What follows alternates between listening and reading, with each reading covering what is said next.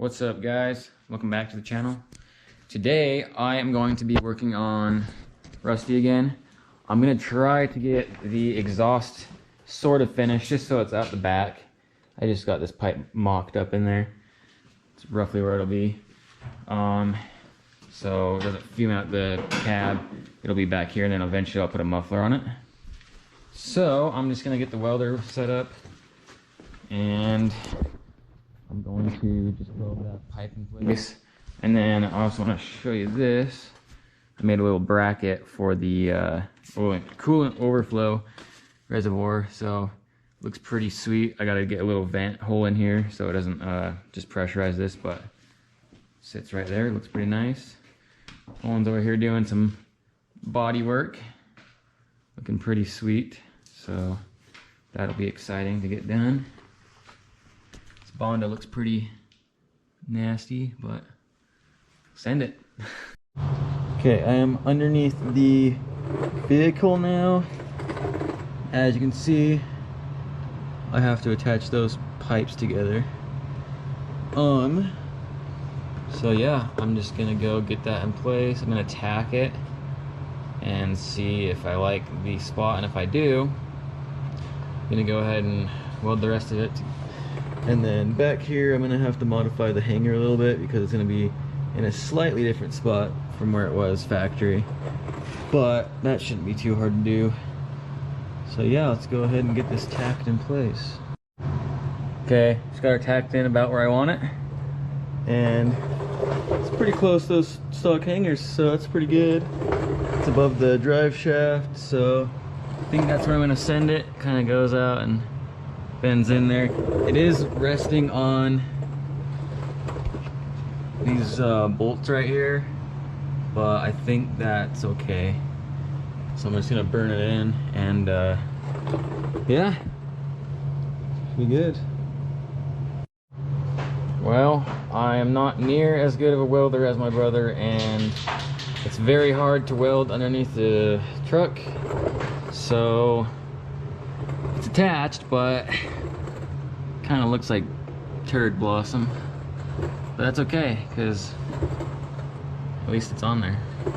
So I'm gonna redo this whole exhaust later, but this will just get me by for a little bit. So all right, guys, it's been a couple days since I welded the exhaust. Just been kind of waiting for parts. I got some parts in today. I actually got the e-brake cables for this, so I'll actually have a parking brake, because this actually rolled into my CRV. So that'll be nice to have. Owen got a new radiator for the Blazer, and so he gave me his old fans and fan shroud that he made. So I'm going to be actually installing this today, getting it fitted up into here. Alright, so I got it in there. I have it towards the bottom because I have the edge of this in the stock little grooves where the other fan shroud went. It is a little short, as you guys can see. It's about, 3.5 inches to 4 inches short, but it honestly covers enough, and I think with the twin fans, it's actually gonna cool better than the one mechanical fan did anyway. So I don't think it's gonna be that big of a deal. I just gotta make something that attaches to here that will bolt onto the top. Alrighty, got these things made. Span at the end. It's gonna go right in here. Gonna put a bolt through there and a bolt through there, and one on each side. That's what's gonna hold the radiator in. So heck yeah, looks pretty sweet. That should work pretty good. Now I just gotta find some hardware to attach it, and it'll be good to go. There we go. Once I get these things bolted in, then I just gotta wire up the fans to somewhere in the cab there, and then it'll be solid. Alright, I just got it all installed. Got these nifty little brackets right here.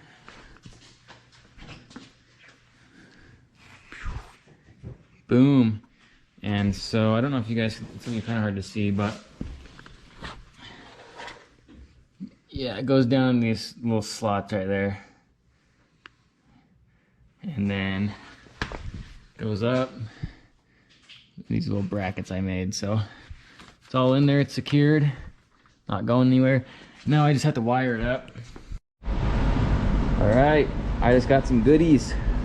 Oh, blew that out, that's the address. Anyways, let's cut into this box.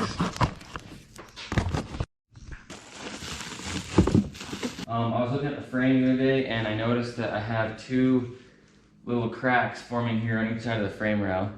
So we're gonna go ahead and try to fix those today, and I'll kind of show you what the cracks look like. I'm gonna go over here and have my wife hand me the camera so I can show you this crack.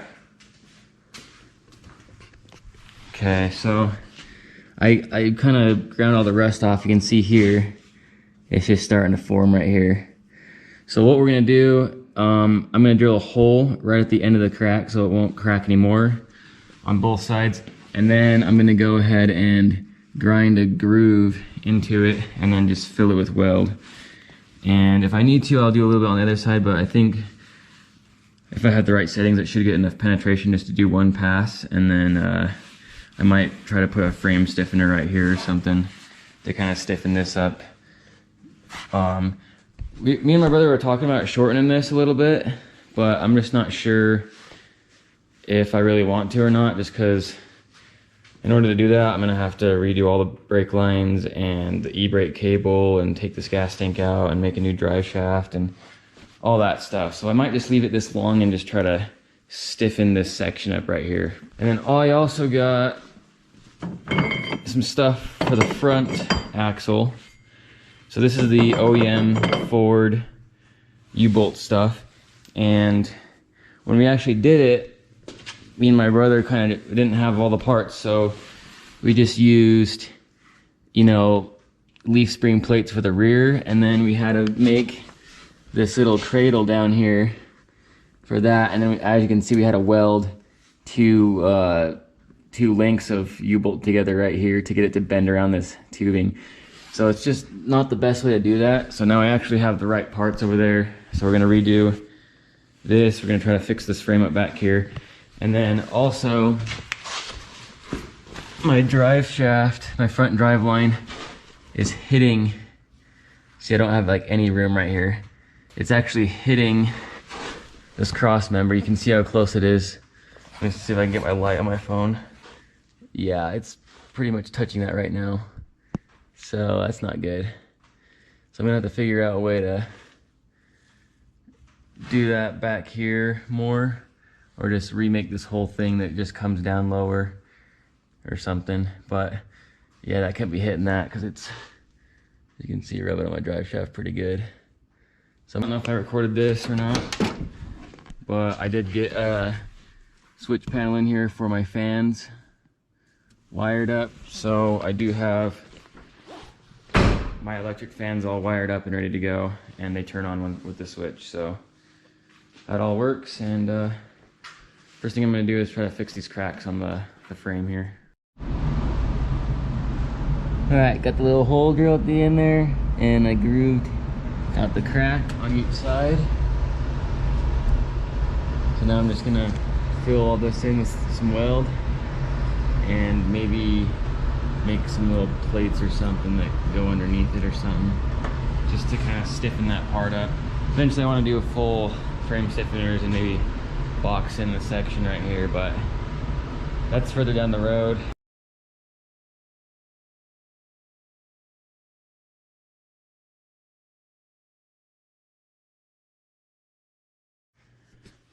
All right, just got those welded up.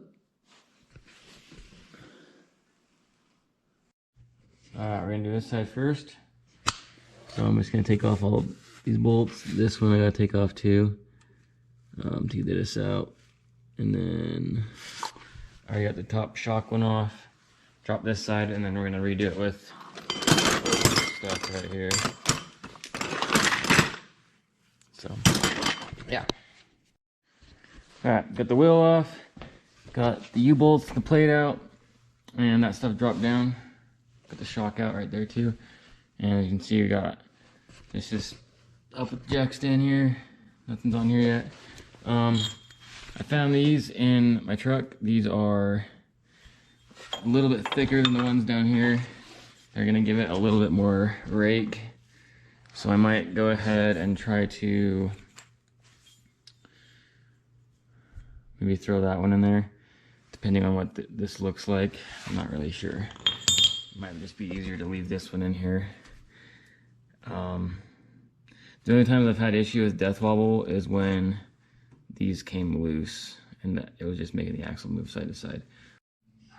All right, so I just went ahead and, don't know if I showed you guys this already, but I just cut that bolt clean off and just have the little nub right there. So let's just go over the nub, and these will go down like so. And then for the bottom, I'm gonna have to actually custom make something for that.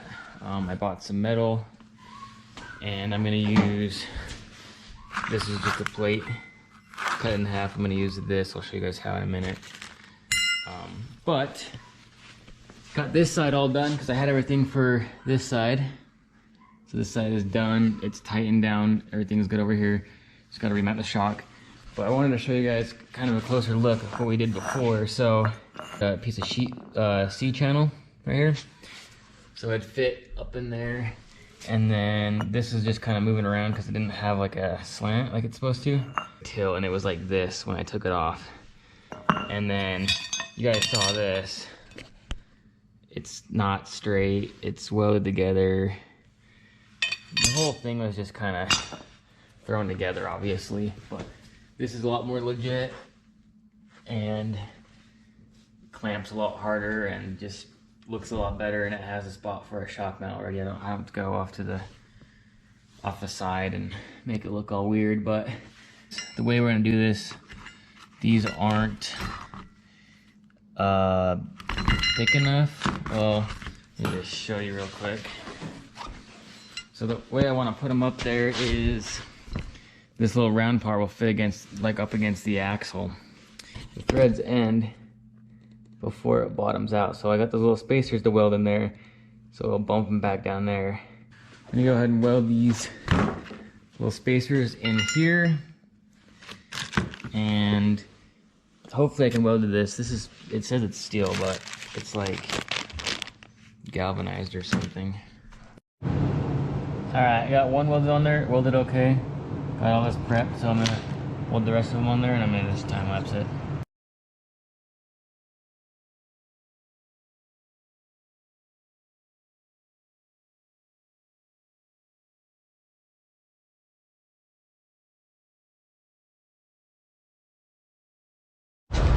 Alright, got all those welded up. Don't need to like do a full one around it. It's just literally for a spacer, so sure. I'm gonna clean up this edge right here. We're gonna weld it to the axle on both of them. And then I'm gonna go clean up the axle side and then go get them welded up underneath there. Alright, just got the axle and everything cleaned up. Got the bolts in there in place. I got it tacked in right there. I'm just gonna go and weld these edges in. Yes, the axle does look a little bit rusty, but I cleaned it up as best as I could. It's just really rusty, so. But I'm just gonna go and do this whole bottom here, maybe a little up the sides, and maybe gusset it. Who knows? We'll see how it feels when it's all welded up. But, so go ahead and get those all burned in and see how she's looking afterwards. Alright, sorry for about the air in the background. Got all these beads in there. Alright, I just went around with my brother's plasma cutter, cut off the excess. I'm gonna go take this and clean it up really good, make it look nice, and then I'm just gonna give it a quick coat of black paint and make sure they're, go around them again. Make sure they're tight. Oh yeah, I'll also trim these off as well after I clean this up with this grinder bit. I'm gonna go put a cutoff wheel, cut these off shorter, and then paint it all. I took this hub off. This hub was getting a little sticky, so I'm gonna re-grease this hub put that back in, put the wheel back on, and then pull it out of the garage for the night. And yeah, other side's all done. The only thing I have to do is get the shocks mounted. I think I'm gonna cut this off and do a shock hoop. And then for the rear, I want to do the same thing. I want to do a shock hoop here and mount the shock to this instead of clear down here, because you can see how much clearance I'm getting lost right there by hitting rocks and stuff. So if I move this up to here, do a shock hoop, I'll gain a lot of clearance under there, and that'll help a lot with not hitting it on rocks and bashing it in. So yeah, I'm gonna go ahead and clean it up, get it painted, and get this re-greased and pull the truck out of here. So alright, me and Owen kind of figured out how to take this apart. All it took was some snap ring pliers and a pocket knife. So I'm just going and cleaning out all the grooves of this old grease. It was a little dirty, so getting all the gears cleaned off. I'm gonna get all in here too. This is where it slides. It's kind of sludgy, as you can see. And then I got some fresh grease. I'm just gonna put a really thin layer on everything and pack this bearing really good full of grease. Hopefully that helps it not stick.